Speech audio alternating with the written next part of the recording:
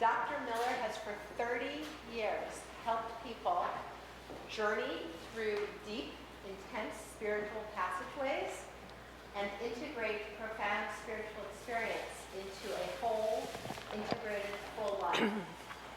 She has worked and studied the mystics from multiple faith traditions and now travels the world in Europe, China, the US, working with people through a deeply spiritual level to find healing, growth, and reconciliation.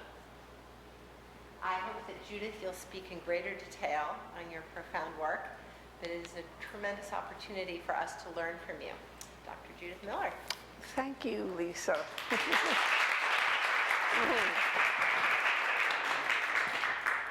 So, hello everyone.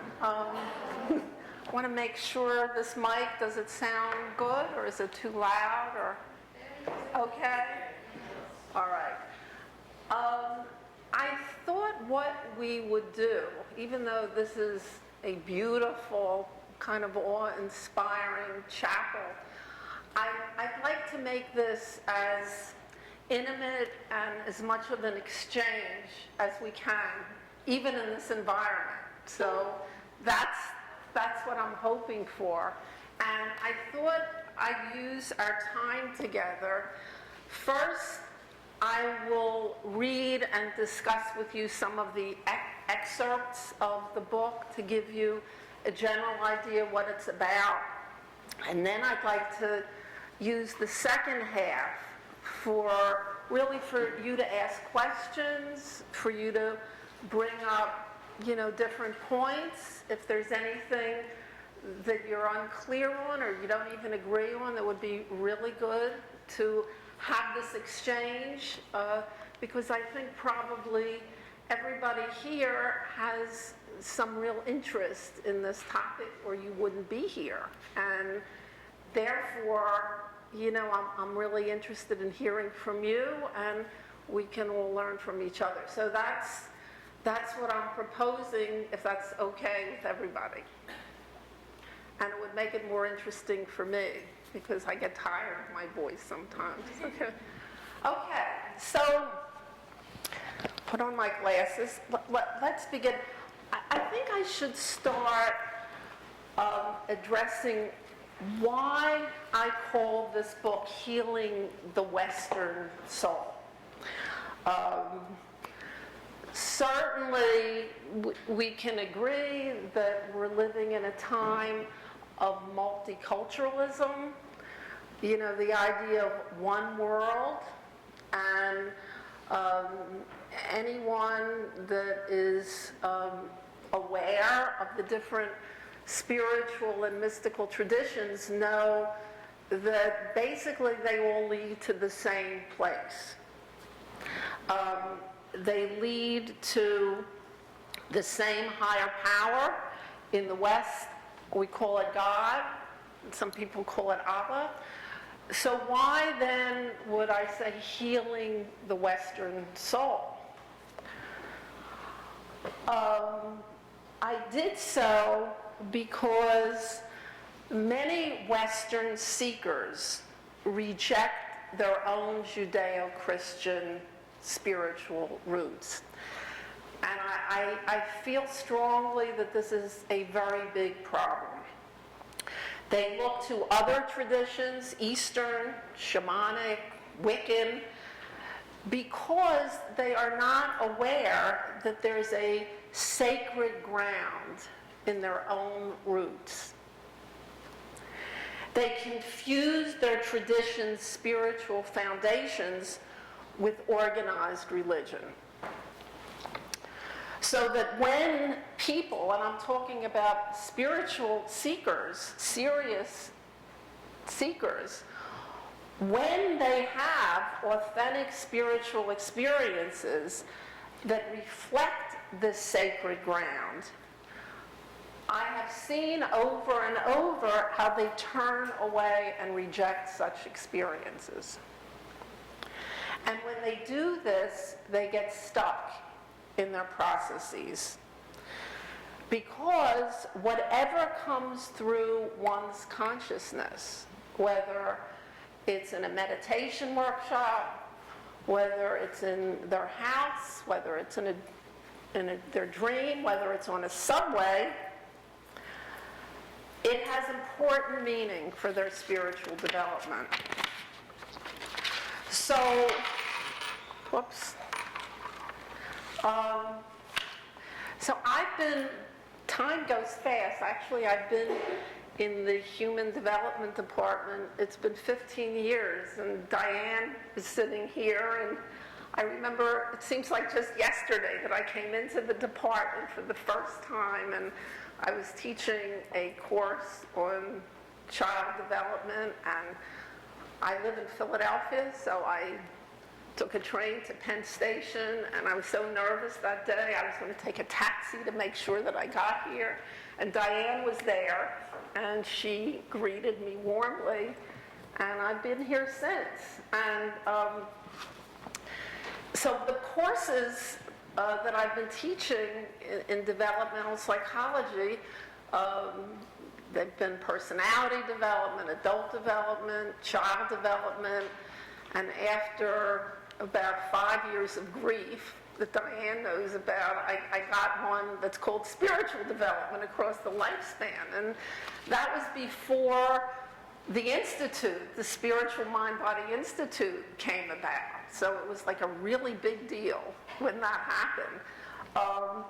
But even though some of my classes, most of the classes I've taught have reflected mainstream human development theory, I've managed to sneak in some spiritual aspects, because my belief is, as many of you feel, that psychology without spirituality and spirituality without psychology doesn't quite work the way we hoped it would. So over the years, when papers that students would write and things that they've said, I've been very saddened to see that many people who take this whole thing seriously have a lot of conflicts in their own searching, in their own process. Here's an example, which is in the book. I wrote down a few examples of students who have remarked on the process that they're in. So there was Marcia, and she said, up until the age of 9, I would experience regular dream visitations from my grandmother, who had died when I was 6. I loved her and missed her desperately, but was forbidden to talk about her and my visions. Instead, I was put on antidepressants. And then there was Evan. How can I believe in a God after the Holocaust? I have no faith in anything. I often feel scared about death and the future. Life seems to be just a matter of luck, and that is really unfair. And then there was Clarissa. I am not an atheist. I don't know what I am. My parents were Protestant, but did not have me baptized because they wanted to give me the freedom to come to my own decisions about religion. But I'm still searching for a sign that will show me where to begin. I have overwhelming fears about the idea that there is nothing at all after death. Although I try to convince myself that I may be reincarnated into another being, this belief does not give me any security. I am consumed by the fear that life is all there is, and after that, there is nothing. And then some comments that clients have told me. Jack, even though I was abused by a priest when I was an altar boy, I remained in the church and still believe in God. The influences from childhood are so deep that I am afraid to go it alone. All the same, I don't say anything about beliefs to my children. My wife is an atheist, which divides our family so that we never talk about anything meaningful. When my 6-year-old asked me about death, I just avoided the subject. Then there was Suzanne. We went to church infrequently, yet my parents encouraged us to think about God and to regularly pray. After going through the women's movement, I didn't want to have anything to do with the patriarchy in Christianity.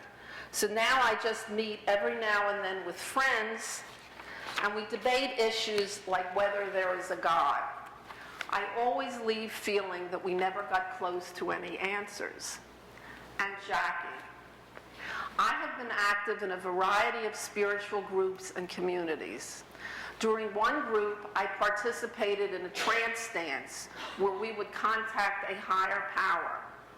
During this dance, I once became sort of manic and had to be hospitalized. Now I'm afraid to believe anything and can't function without lithium. I struggle all the time with depression. These are just a few examples, but they're examples of why I chose the title that I did. The Western soul really needs healing. And such stories illustrate the crux of the issue that concerns me so deeply. People are rejecting traditional religion, often understandably, because it doesn't support their spiritual yearnings, or because of historical abuses, or because it feels outdated and meaningless. Yet in many respects, these seekers are without roots. The problem is that for many in the West, there is a lack of spiritual identity. As a developmental psychologist, I believe that a healthy connection to our Judeo-Christian mystical roots is important, because when you live out of your authentic self, you contact that extreme point where your human nature touches the absolute. It is where your ground, your being, your identity is penetrated by the sacred. The developmental psychologist Erik Erikson, who many of you know well, believed that human development is largely based on the quest for identity throughout the entire lifespan. In other words, he suggested that development requires that people acknowledge and fully accept who they are and where they come from. This means coming to terms with such influences as one's appearance, family of origin, race, culture, country, sexual orientation, and gender. While Erikson's theory on identity formation was an important contribution to contemporary developmental psychology, the area of spiritual identity is conspicuously absent from his work. And at the same time, data from sociological cross-cultural research tells us that erosion of a strong cultural and spiritual identity leads to a self-image that loses its definition and becomes more fragile. We become thwarted in our development if we deny an essential part of our being. The words of Thomas More, well-known author and teacher of Western spirituality, are applicable here. He said, "Many of us spend time and energy trying to be something that we are not. But this is a move against soul, because individuality rises out of the soul as water rises out of the depths of the earth. When we bypass and or avoid a spiritual message that arises within, we are saying to the universe, no. Instead, what we need to say is yes, and not try to control what we do not understand." This, I believe, is what the Dalai Lama means when he says, "Study your own tradition, much better, safer." I must emphasize again that all spiritual paths lead ultimately to the same place. No spiritual tradition is superior to another. But as the 18th century Hasidic Rabbi Zasya said, When I get to heaven, they will not ask me, why were you not Moses?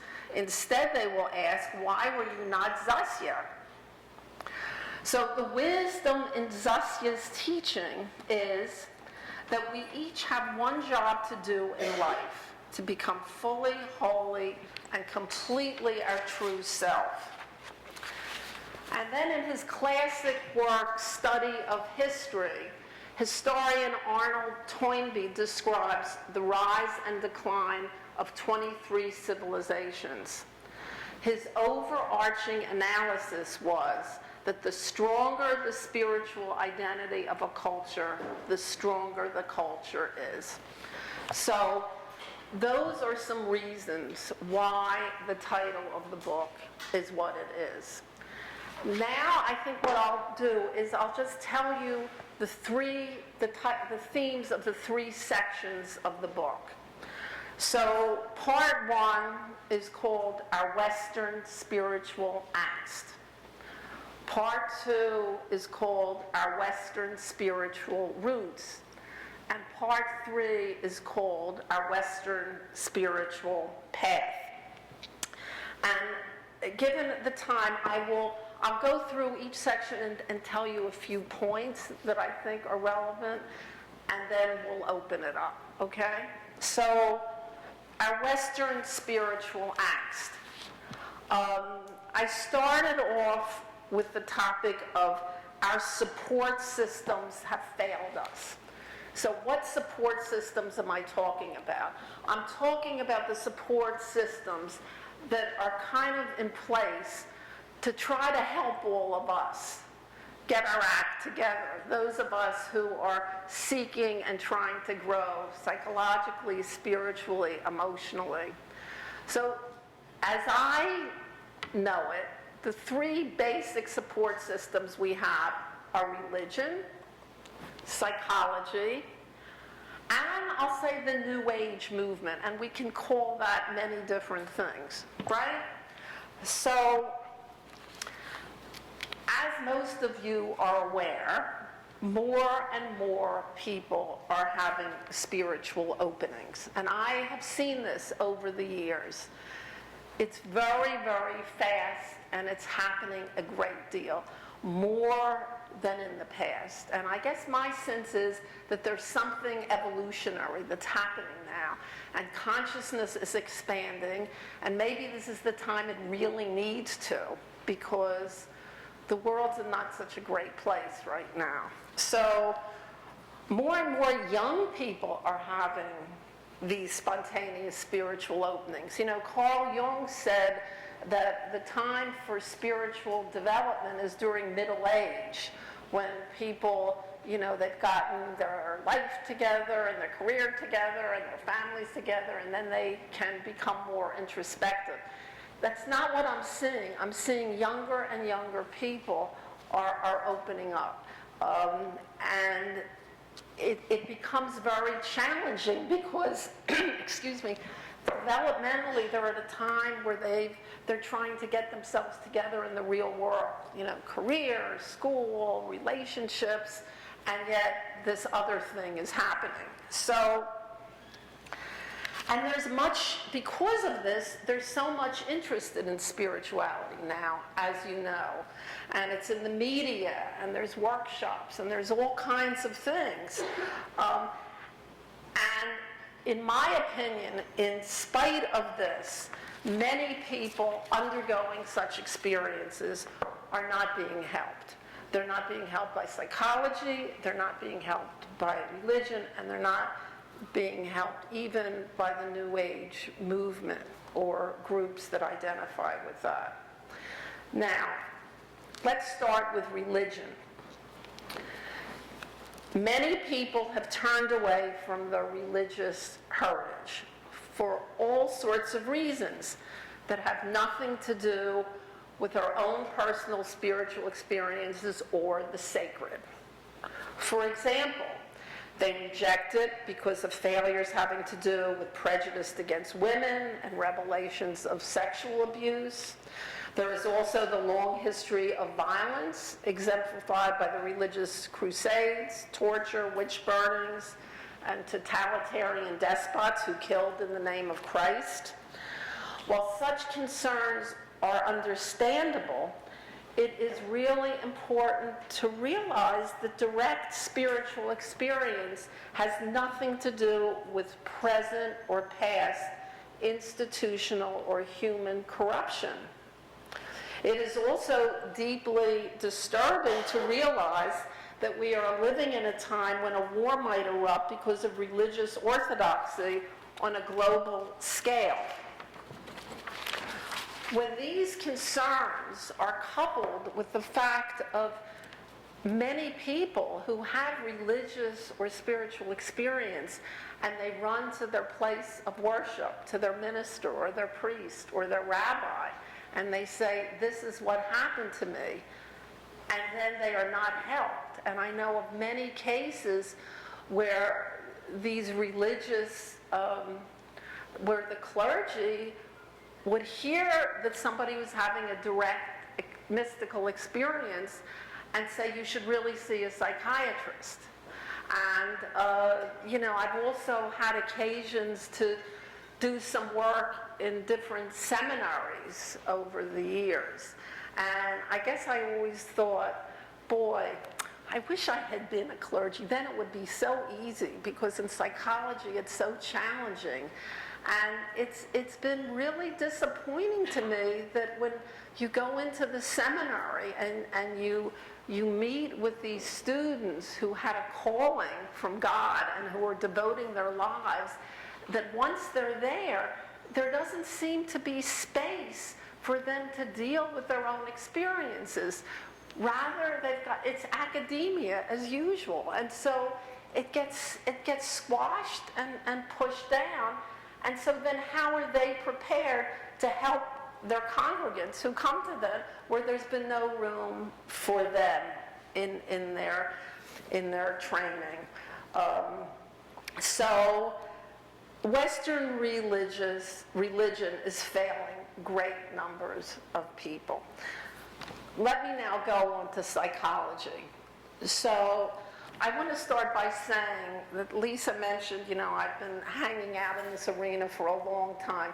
Things are much better now than they used to be. There's no doubt about that. And I think the Spiritual Mind-Body Institute at Teachers College is just wondrous. And 10, 15 years ago, it would have been an impossibility to think of it. There are other places around the country where this kind of thing is starting to bud and to bloom. And so I'm very appreciative of that. And you can actually use the word spirituality in many psychology programs, and they're not going to throw anything at you, which, I've had experience of having things thrown at me. At the same time, I have to say, I think that most of mainstream psychology avoids spirituality in the true sense. We have positive psychology, which is becoming a movement, which is really positive. But in most of psychology, my experience is that they like to see the human being as merely some sort of animal or machine. And that still wields a lot of power, both in our culture and in professional and academic psychology. And I think there's reasons for it.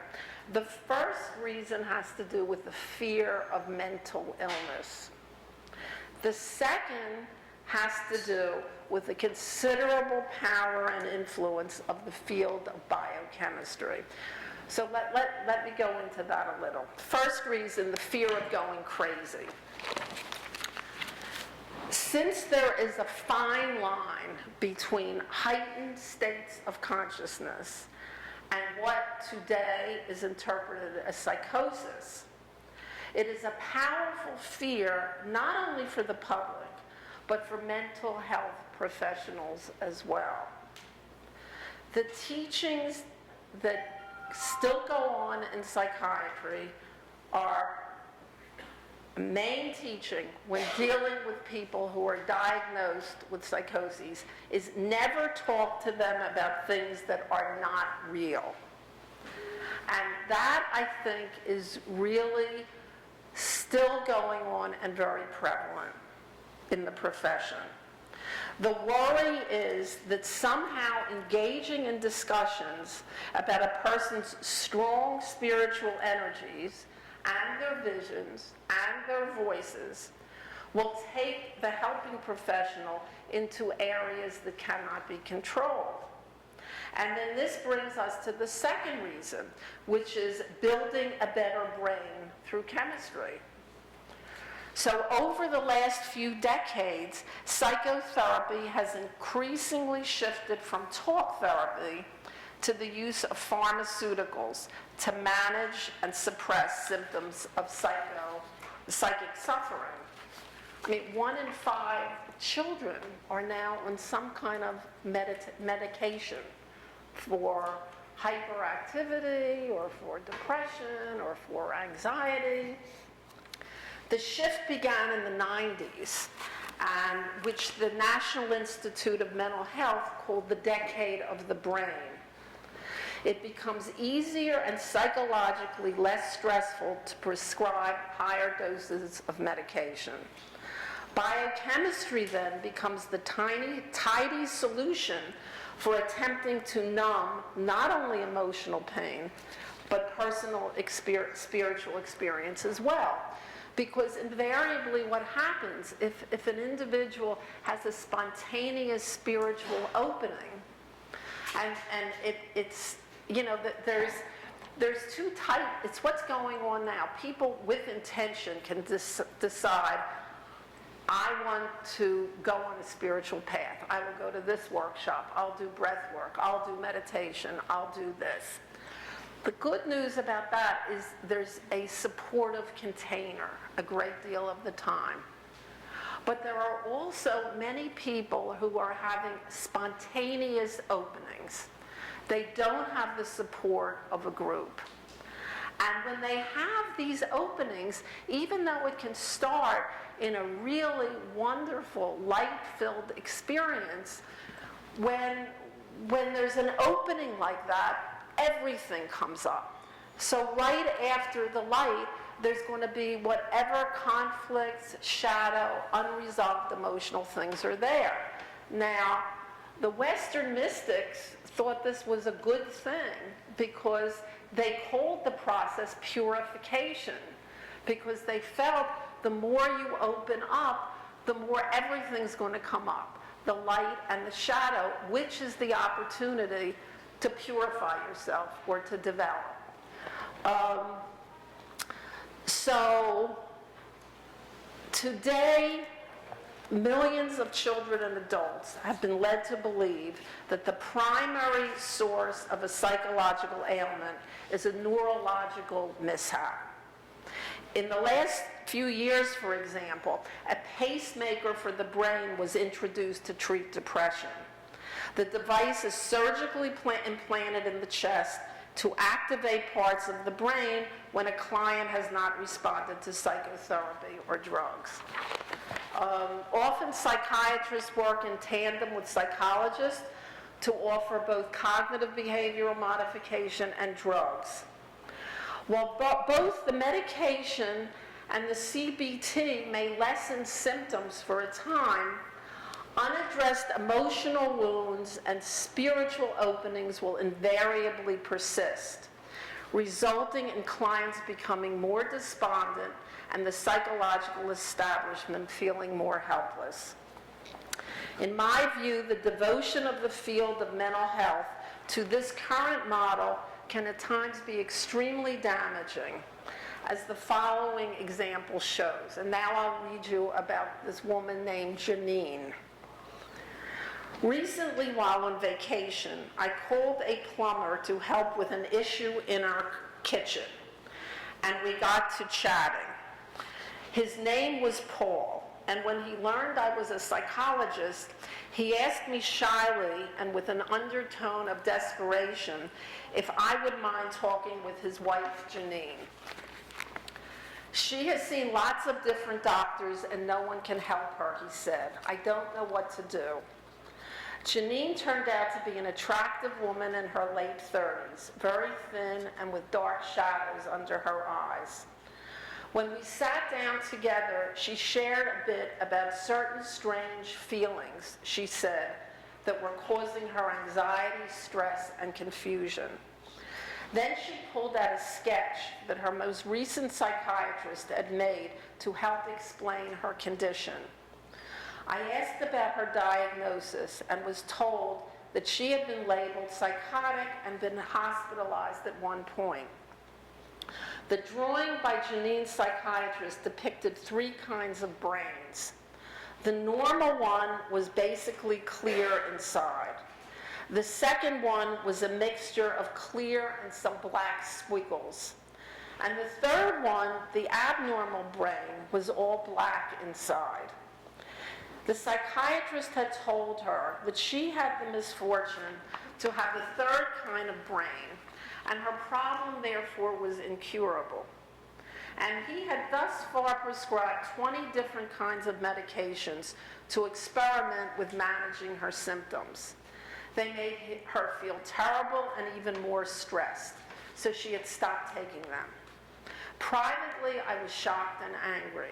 How could a mental health professional treat a client so callously? How could he be so irresponsible in terms of the approach he was taking with her medication? I asked Janine if she had any kind of spiritual faith. Both she and Paul explained that they had attended church when young, but now were spiritual but not religious. You know that term, SBNR? You can find it on all the dating sites. I'm SBNR. So I said, is there anything spiritual that you do to help yourself when you were stressed, Janine? She became a bit embarrassed, but finally said that the only time she became calm was when dog came to her. Paul gave a start and raised his eyebrows in surprise, since Janine had never spoken of it before. We continued to talk, and the more Janine shared, the more she was able to relax. She had had numerous spiritual experiences, including visions of Jesus, but she felt they were so unacceptable in the context of no longer being religious that she had to give him a hidden name. Thus, her source of strength was dog.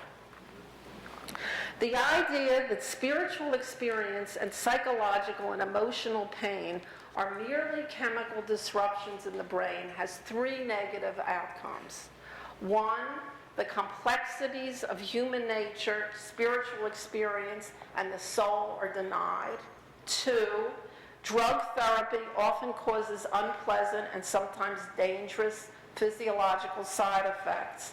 And 3, when people learn from experts that they need to depend on chemicals to function, they learn to see themselves as permanently damaged victims instead of basically strong and competent. Third, very quickly talking about the New Age. One basic problem in the New Age is many people who are leading workshops and leading trainings discount the influence of Western mystical roots. And many people that go to these kinds of things have come to me afterwards feeling lost, nowhere to go. There was something really very wrong with what they were doing. I know of somebody that had experiences in her life. She would have visions of the cross. There would be Mary. There would be Jesus. She went to a workshop. She had a very strong, energetic experience. And the workshop leader said, you're having a Kundalini awakening. And for her, it was like the Holy Spirit was coming through her. And you can go to many Pentecostal churches today, and you see people having these energetic experiences and ascribing it to the Holy Spirit coming through. But it's very hard, other than in those contexts, to be able to get that kind of support. The other thing that happens very often is the shadow is avoided. The personal shadow is avoided. There's an emphasis on the light within, but not those uncomfortable, repressed parts that can be triggered when people have an opening, such as fear, jealousy, anger, ego. And as I said before, when one has an opening and the light comes through, it very kindly pushes up the darkness, as the mystic said, for purification. But if people are unprepared for that and they're not supported for it, then they can get into very deep trouble. The other angst that goes on in our society today is the fact that we have three dominant worldviews that are existing at the same time. Each serves as a super theory or paradigm for interpreting human experience. And even though these worldviews arose during different historical time periods, our culture still remains deeply divided over which view is the correct one. So first there was the pre-modern view that came from the Middle Ages, when the church was the ultimate authority governing every aspect of a person's life. An example today might be the Taliban or any extreme fundamentalist group. This is where the leadership is totally in charge of what one should believe and how one should act.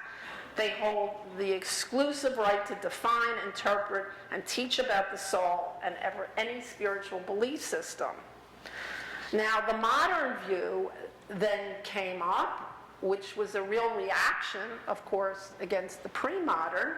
The modern view, which I actually grew up with, holds that nothing is true unless it can be verified by the scientific method.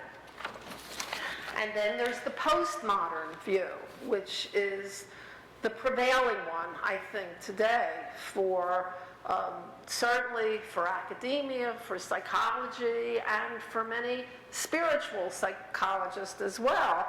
The postmodern view holds that there is no absolute truth because everything is relative and determined by individual perceptions. So when it comes to personal spiritual experience, the pre-modern worldview rejects them. The modern says they are a product solely of our biology and brain-based. And the postmodern view, which really prevails and which we live in today, maintains they have no objective validity or real meaning because everything is subjective and an individual's interpretation.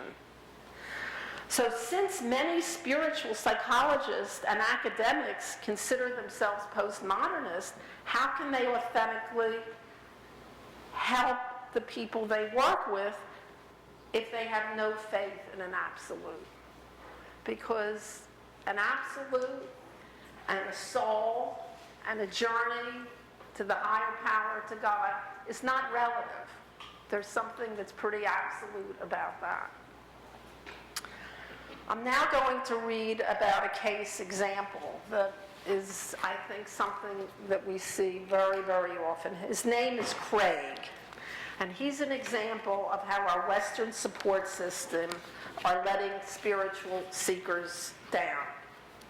Not long ago, I received a phone call from a 24-year-old college student named Craig. He told me,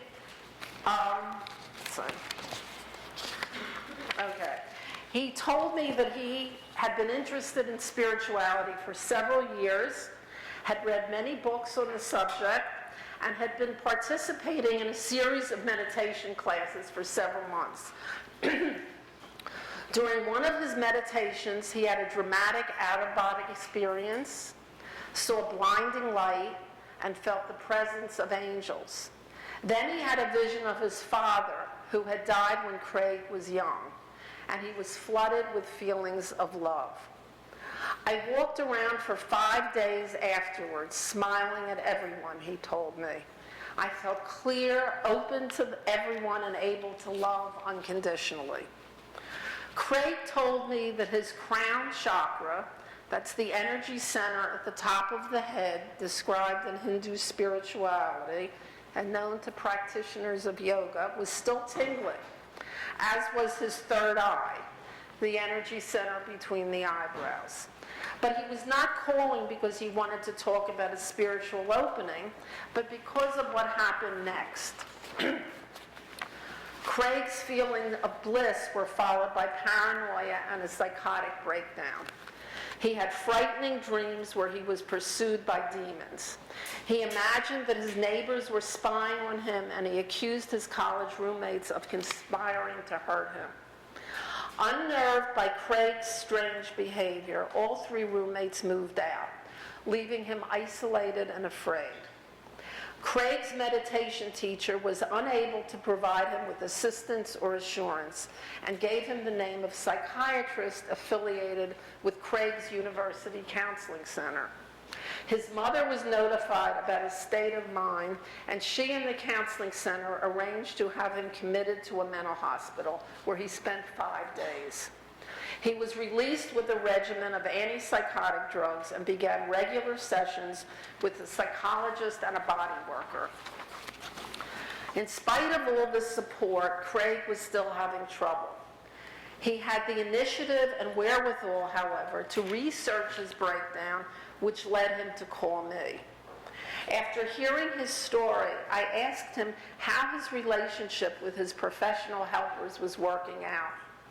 Craig replied that he had stopped taking the antipsychotics and had been told by the body worker that all he really needed was some energy release. That's not going to really help you, I said. The good news is that you seem to be aware and psychologically sophisticated. If you want to come to terms with your experiences, however, you need to understand that they contained important messages about yourself and your life. I felt so loved and powerful, Craig said. I don't understand why everything turned around like that. It's not possible to earnestly seek for answers, I replied. You must deal with your baggage, to put it in popular terms, or what Jung called the shadow self. The shadow refers to those uncomfortable parts of our nature that we repress. A powerful spiritual experience like yours can be so transformative and emotionally disruptive that it will cause unresolved issues in a person's life to surface. Dark comes with light, and you experience both very dramatically. Unless you are willing to face and work through what those issues are about, you will be unable to use what you've been given. It takes courage, but it is the most worthwhile thing you can possibly do for your life. Psychiatrist Robert Assagioli, he died in 1974. He was an early pioneer in the field of humanistic and transpersonal psychology. And he was the founder of the psychospiritual movement called psychosynthesis. He still has many followers today. In his seminal paper, Self-Realization and Psychological Disturbances, he writes about the potential relationship between spiritual practices and psychological problems. For example, he posits how a person's ego may become inflated as a result of intense spiritual experiences. Instances of such confusion, he said, are not uncommon among people who become dazzled by contact with truths too great or energies too powerful for their mental faculties to grasp and their personality to assimilate. In such cases, the individual is essentially dealing with a spiritual crisis. Consider, however, that in today's world, a spiritual crisis can happen not only because it is intensely powerful, but because there is no guiding structure to help a person figure out what is going on.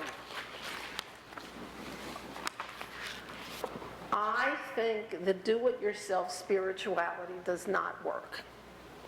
It is not unusual for people to report some sort of emotional upheaval triggered through meditative practice, although it is not always as traumatic as that which Craig experienced. As he and I talked, I learned that he had grown up in a home with atheist parents who discounted the spiritual aspects of existence with a combination of science and pragmatism. He, however, was introspective by nature, hungry for different answers, and believed that education and meditation would provide an opportunity to explore some of his questions. As such, he was like an explorer out in the wilds, without any clear idea of what he was looking for or what he should do about whatever he encountered. For thousands of years, people have known that opening consciousness to a reality greater than the individual self is an integral part of a spiritual practice. The result of Craig's questing, however, is an all too common example of what can happen today. Many people who are creating their own spiritual path have trouble realizing what is happening, and that their spiritual search might very well catapult them into unknown territory. The higher you go on levels of reality, the deeper you go in your own selfhood, says the great religious scholar Houston Smith. You face your soul and become aware of who you really are and of what is truly important in life. When Craig began to meditate, neither he nor his meditation teacher realized where his experiences could lead. They were, in fact, awakening him to his spiritual nature. Instead, he ended up with an array of people who wanted to restore him to his former reality. He was working with a psychologist, with a body worker who was trying to rebalance his energy, and taking drugs to alter his brain chemistry. Each of these approaches was trying to help, but each was failing to address that there was deep and important meaning in what Craig had experienced. Now we'll move on to section 2. Again, this is just a little summary. What does our Western spiritual roots? So section 2, I tried to really talk about what that means. What does it mean to be born in the Western world? Opening to our Judeo-Christian roots allows us to be nourished by the Western mystical ground. And in the souls of people born into the Judeo-Christian tradition, there is a deep truth and vitality. Our sacred ground is our birthright. There are 3 basic issues that come up from our Western ground. One is that we are open and have a resonance to have direct experiences with the higher power, mystical personal experiences.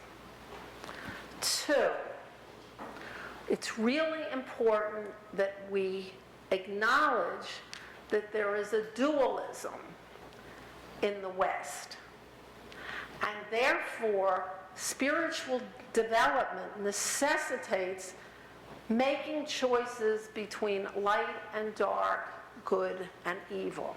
I think anybody that's spiritually open will agree that when we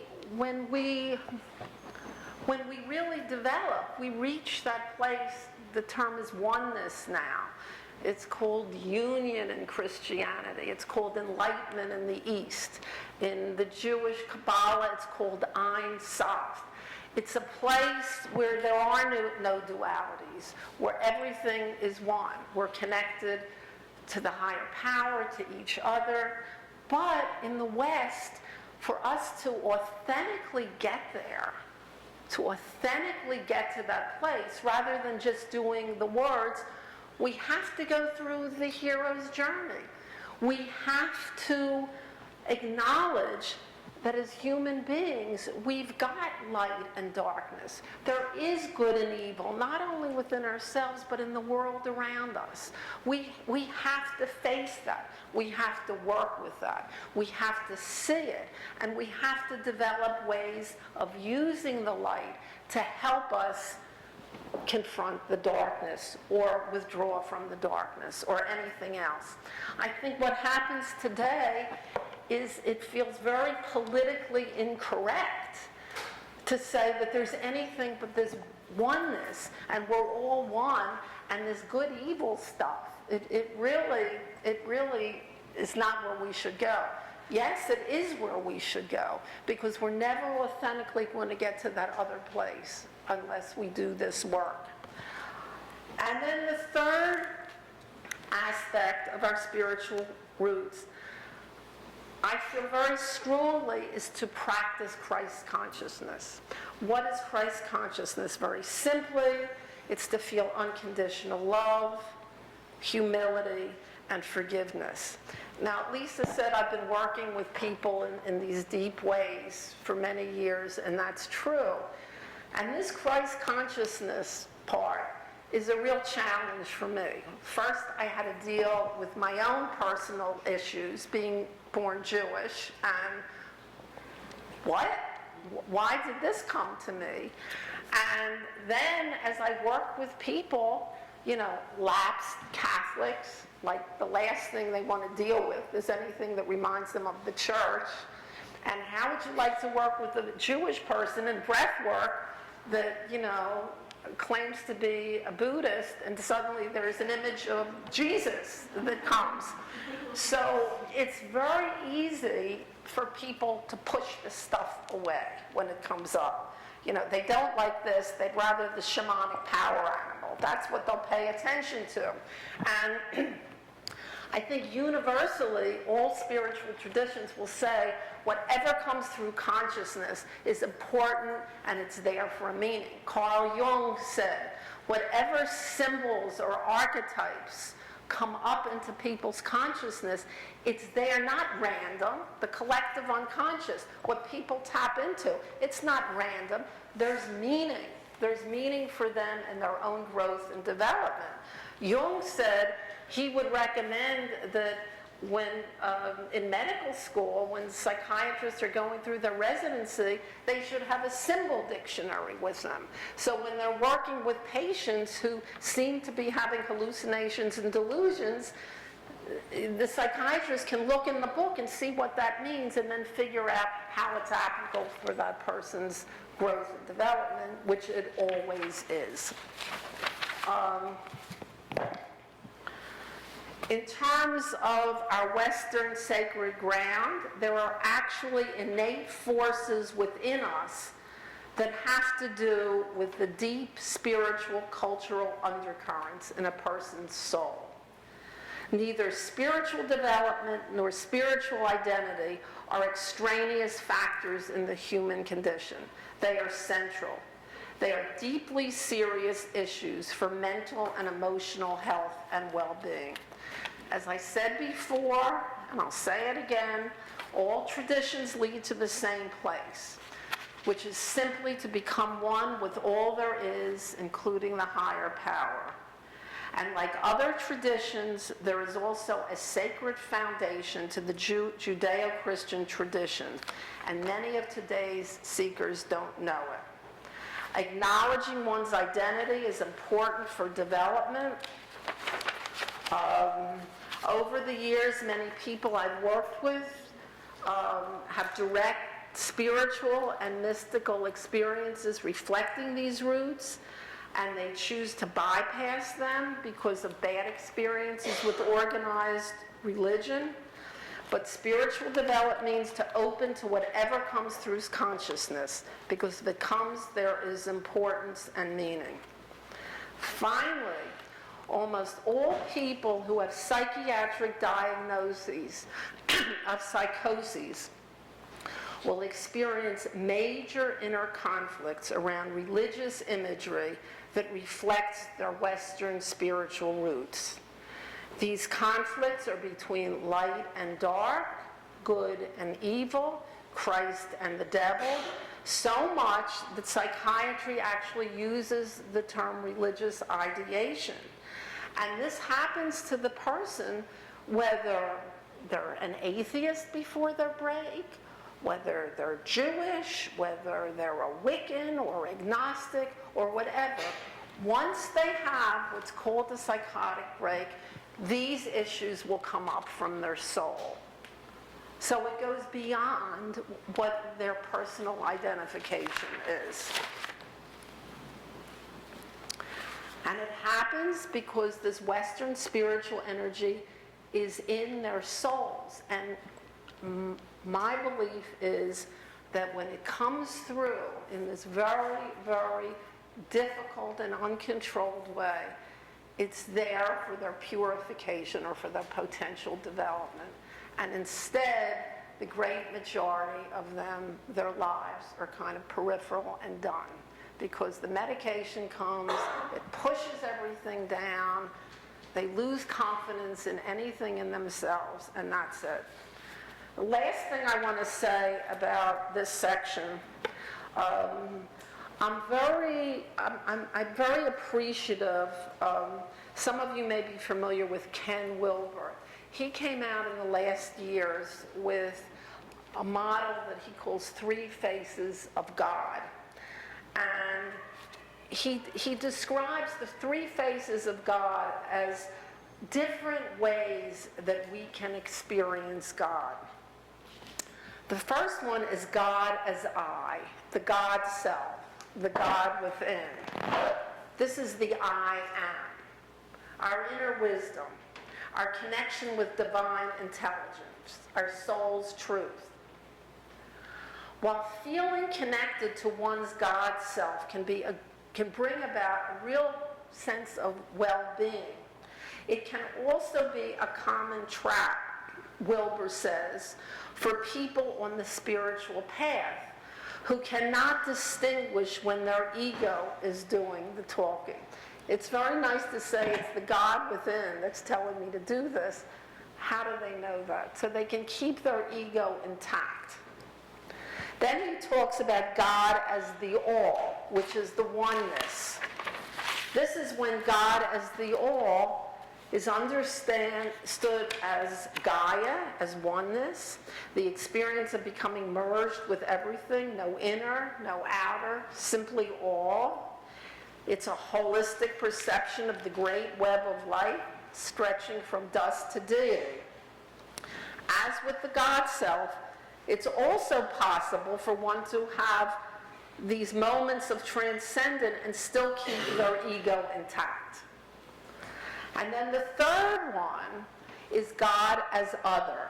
Now, Wilber has been a long-term Buddhist, but in his later years, he came up with this idea of God as other, which is beyond the individual self. And this is the sticking point for many in the West who see this kind of God as other in the second person is that big guy up in the sky, and it's reminiscent of the authority of organized religion. Yet Ken Wilber now says that he has finally come to realize that a relationship with God as other in love and devotion and surrender, his words, is the only appropriate response. And then he also added, if we have any sanity at all. Without God as thou, Wilber wonders whether it's possible to ever move beyond the ego in any kind of authentic way. And a personal relationship with God in the second person is primary in the Judeo-Christian tradition. So that's all I'm going to say about this, and I'm really going to not get into part 3 because I want to open this up, but just to say, section 3 is our Western spiritual path, and in it I identify 3 stages that I have witnessed over and over again that people seem to go through when they're in a spiritual process, which can take, of course, many, many years. First one is spiritual awakening. then there's illumination, and then there's union. And this is very analogous to what Joseph Campbell said in The Hero's Journey. He had 3 stages: departure, initiation, and return. And in union, which in the East is called enlightenment, this is where Christ consciousness comes into it, where there's the merging of Christ consciousness into the individual. And of course, to get through that is not a quick and easy process. In this section, I talk about the characteristics of each of these stages. I talk about the challenges that typically come up for people, and then I talk about the resolution. And I have case studies of regular, ordinary people, and this, in fact, is an adaptation of the Western mystical path that has been in existence for many, many hundreds of years and have been documented and written in the literature by mystics and saints and all those good folks. So I think I'm going to stop here, and I'm really interested in people's questions or concerns or anything you'd like to say. Okay? Diane? Yes, first, Oh, okay.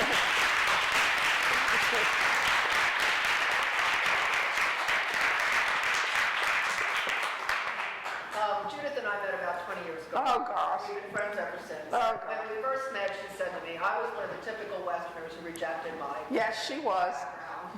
And Judith said to me, Diane, at some point you're going to have to make peace with us. And I remember Carl Jung said the same thing. In order for somebody to be psychologically really vital and healthy, they needed to come to terms with the religion that they were raised in. And I love Jung, and I used to say in early years, I follow Jung in everything he says, but he was wrong about this. And then I met Judith, and she said the same thing. And 20 years later, I can testify that I went through a crisis in the past year of really confronting evil in my life in the form of a stepson. For the first time, I felt I was confronting evil. You know where I went? I started going to church, and I was guided to tune in to a Christian minister every morning at 6 a.m., and that's what got me through the crisis. And this Christian minister emanated Christ consciousness. She emphasized forgiveness, blessing your enemies, humility, and I was in a crisis at the time, and I remember praying, I need help, because I was so full of anger. And I turned on the TV, I'm sure I was guided, to this Christian minister named Joyce Meyer, if anybody's curious. I never watched TV ministers in my life. Joyce Meyer, in my opinion, is authentic. She channels Christ consciousness. And I'm telling you, it was what saved me, what led me through this confrontation with evil, and I finally feel, Judith will be pleased, that I have really come to terms with integrating my Christian roots, and I feel fantastic. I feel very whole, very at peace. I do not see it as being in conflict to some of the Eastern ideas I dabbled with, as many of us have. I think it's all about Christ consciousness. I think the Jesus that the institutionalized church created turned many of us off. And for me, I had to bypass that and go to Christ consciousness. So. Thank you, Diane. And I just want to say really quickly, Jesus was a Jewish rabbi, so that's all I want to say. If there's any Jews in the audience, I just want to make sure that point gets across. Okay. Yes. Yeah. Good afternoon. Hi. It's a beautiful introduction to your very rich and complex book. I guess I wanted to share my first impression and ask you what resonated with me most, which is this spiritual opening that, like you said, happens more and more young. And here is something that sort of I wanted to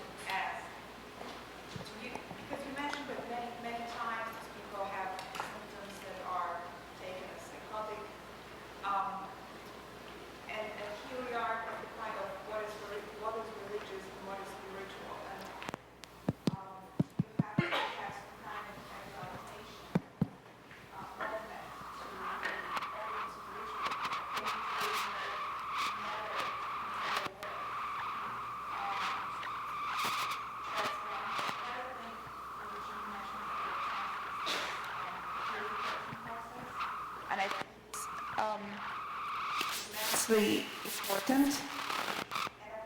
If we could talk about it a little bit more, because I think it's,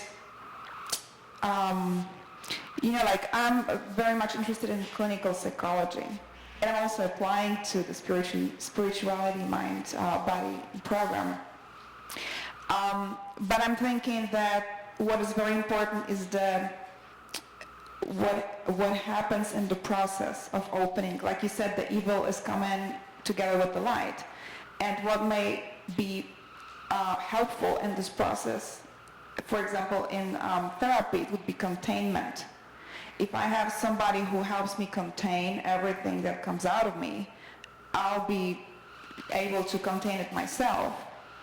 So what happens in the culture that it doesn't happen more easily or more often? This facilitation, this containment thing. And I guess I also wanted to ask you about your personal journey, because I know it's difficult, and if it's too vulnerable of a question, please skip it.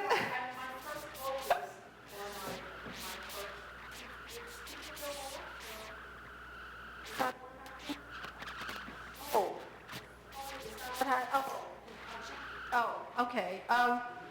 No, I actually wrote about, did that go off?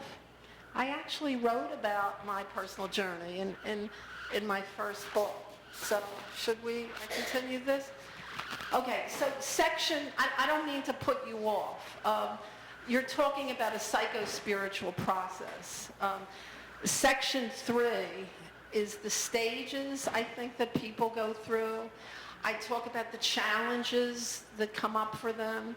I talk about ways to resolve it. I mean, it's a long process. It can't be discussed, in a paragraph now. So that's one thing you asked. Another question you asked, why in our culture do we not do this? Do we not facilitate such a process? Why is it so hard? Well, one of the things I said today is I think that there's a fear by many mental health professionals about having to deal with energies that feel they can't be controlled. And I think that the pharmaceutical that comes right up that is an attempt to control and suppress. And it does, but it really cuts off what I think is a God-given birthright to be able for people to transform. And the word purification came from the mystics. That's what they call it. That's what they saw it as. Just like in shamanic traditions, a young adult might suddenly start screaming and freaking out and seeing visions. And so rather than be taken to the community mental health center or the hospital, the wise elders will take such a person and recognize within him or her the potential for being the future shaman. And so then we'll take this person and train them and support them for a period of time. So I didn't answer what you wanted to hear, but I can't do that quickly. Okay.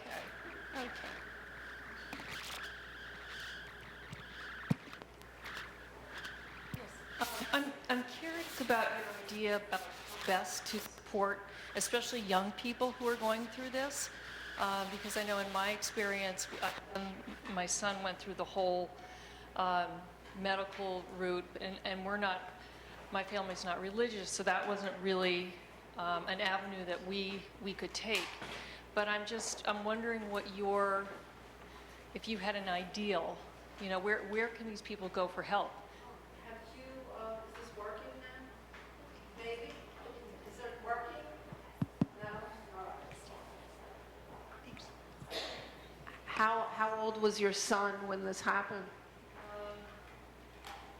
Well, it started at 6. Hmm. And it didn't really end until we went off to 18. Okay.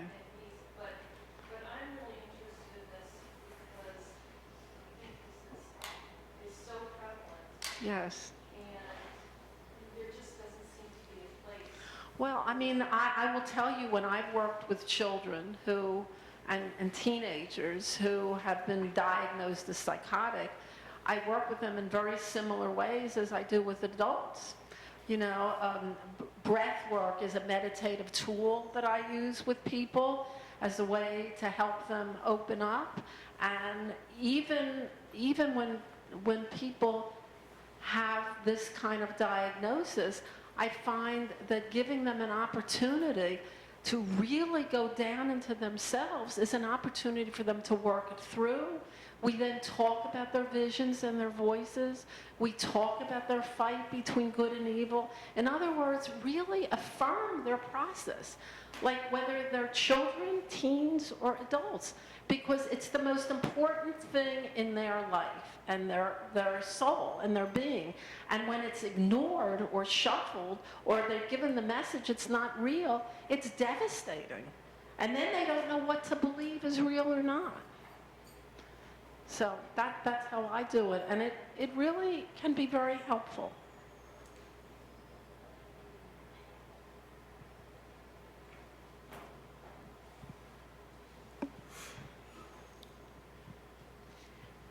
I really don't know how to ask this question. Nikki is a linguist professor, and she always has trouble with words. Retired. Could you say something about the possibility of these spiritual openings occurring within a family through generations?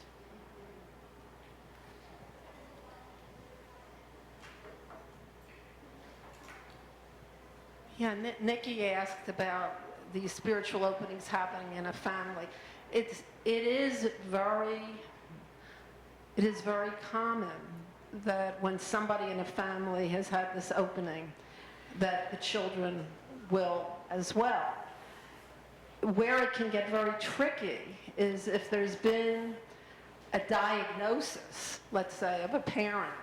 You know, they've been given a label, and then the child, the young adult, and mom had all kinds of religious delusions, and mom was fighting the demons, and then suddenly the young adult starts to have related kinds of experiences, which of course mystics and, you know, Saint Teresa was fighting the demons, and the priest was throwing holy water on them. So, you know, these kinds of experiences have been documented as really potentially transformational things. But the kids are going to say, I'm crazy like mom, or if she's on medication and it's been pushed down. So, on the best of all circumstances, in the family, it was treated as a transformational, positive, productive thing. And then there's all kinds of affirmation and support. But there's the other side where it can be very, very difficult. Whether that's genetic or it's just, you know, the resonance or the opening. I mean, I don't know what it is, but it happens a lot.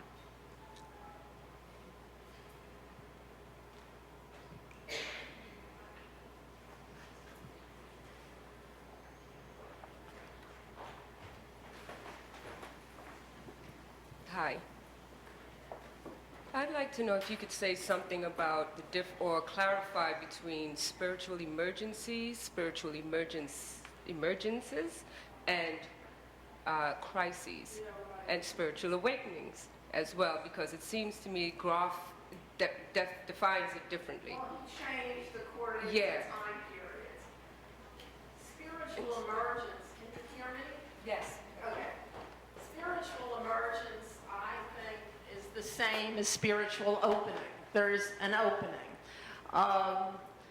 Spiritual crisis, which maybe he came to feel was too negative, is what happens when the emergence doesn't come to resolution, where, you know, the spiritual emergence could be the light opening.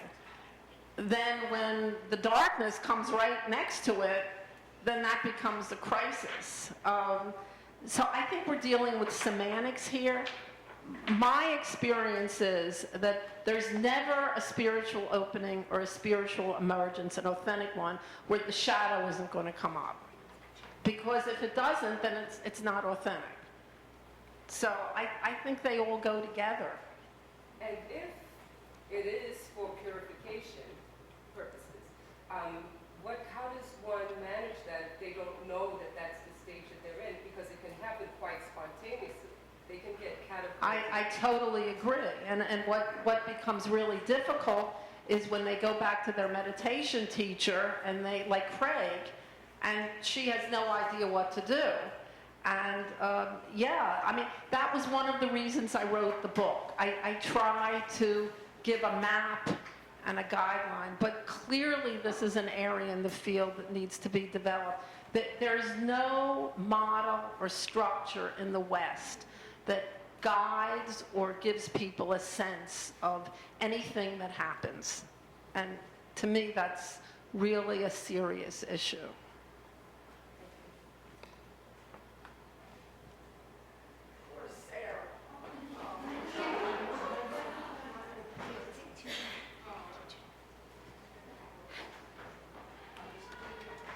Judith, after the next two questions, can you do a signing? Oh, sure. Anybody, all right, or you can buy a book and I won't sign, whatever.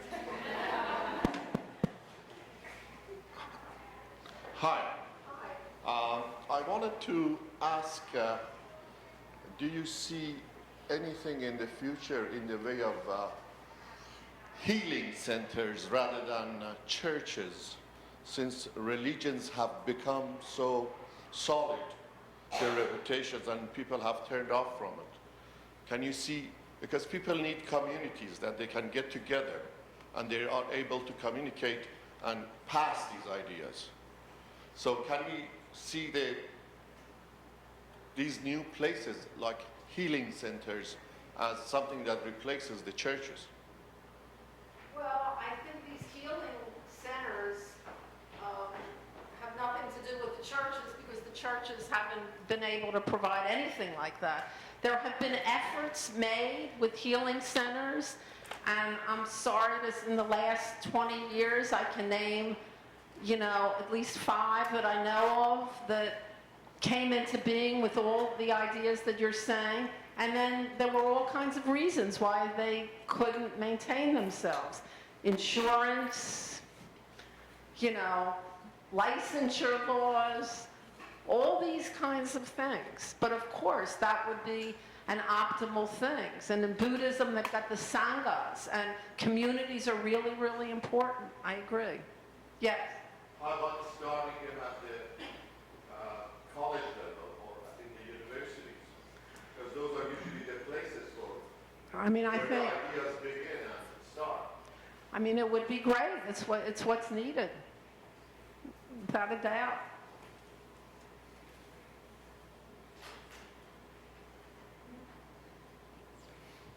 We'll take one. Well, thank you, Dr. JudithMiller. I have a question. Also, is my kind of confusion is that, for example, I have read Weber's the book, and I know the level of mind, and I totally agree the point that all the religions will goes to the same path and to the same end. So, but my question is that for many young individuals, there are a lot of stress, transitions going on in their life. So at such a young age, many young individuals, they might not really certain about their life, then they're overwhelmed. So for the psychological aspect, they might want to get some help from the most accessible resources. For example, there's some people, they might have the contact with the people who believe in Buddhism or Christian. So at least at the psychological level, they need the support. So even though, that means they don't really want to, they're not willing to critically think about or analyze what is, I'm not saying any religion is super, no, but it's just at a conscious level, they don't really want to think, critically think about those things, what that exactly that mean. They might, at least for psychological level, they just want to get the help, the support.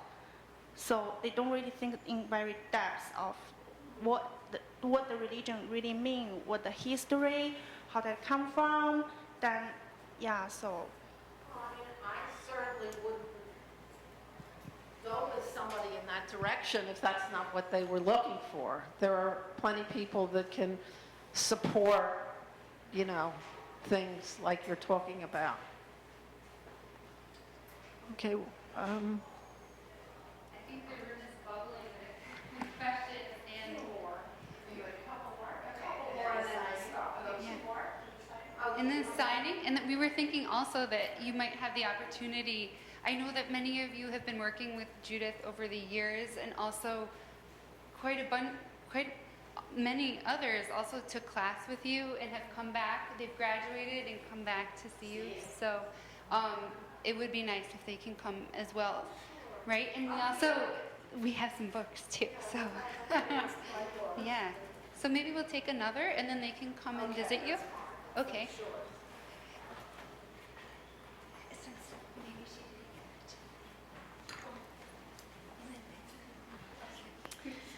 Just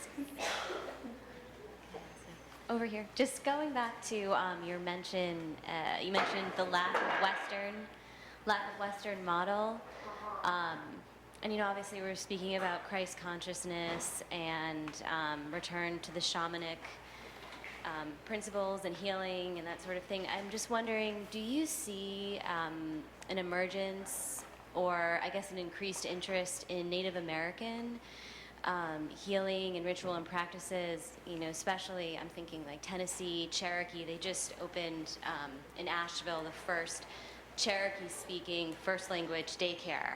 And there's an emergence of. I think all things are spiritual, and as a result of that, all kinds of traditions are going to come up. So, do you see though a return to? Do you see us finding the answer to that lost Western model of healing in Native American practices, or kind of going back? Whatever comes up in people's consciousness is what they need to pay attention to. And that's my basic message. If what I'm talking about does not come up in people's consciousness, then, that's fine.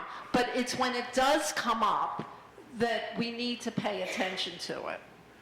Because all traditions ultimately lead to the same place. Okay. Judith, we're Yeah. very grateful that we're part of your launch. It's a thrill.